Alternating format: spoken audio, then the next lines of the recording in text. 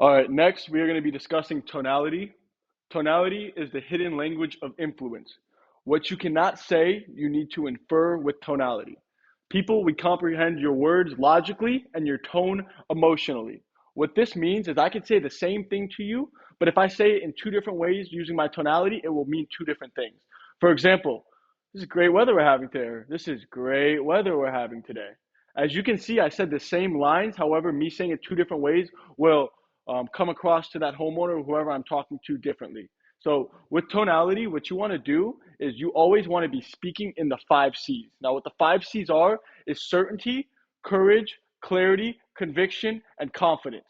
You need to come off like you know what you are talking about, especially when you're giving a pitch. I don't care if this is your first day or your 1,000th day on the door, you need to be speaking the same way. So I could have just started yesterday, but if I'm over here like, oh, hey, sorry to bug you, my name is Che. As you could tell, I'm not confident. A homeowner is going to see right through me, and they are not going to perceive me as that figure of authority that we talked about, and they're going to shut the door on me, or they're not going to trust me.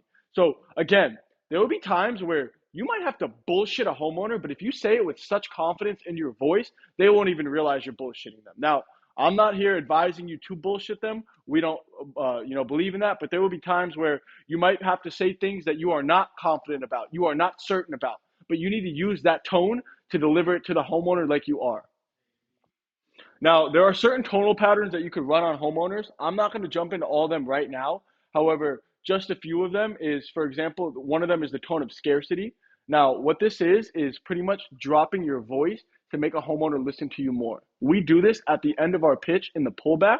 And essentially what we're doing is if you want someone to hear you, yell. If you want someone to listen, whisper, because when you are whispering, you are implying that you have a secret to tell. And so when we go, yep, and the third and most important thing is corporate is just as you can tell, what I'm doing here is I am making it harder for them to hear me, so they are going to be leaning in and trying harder to hear me. Another way that we can do this is reasonable man tonality, which is pretty much like, or it's like you've heard this, right? Like, right? You've definitely like APA, right? You've heard of them. Using these different tonalities, saying the same words, but it will come across differently on homeowners. What we want to master is the art of tonality because it is the part one of effective communication. We'll go over part two in this next video.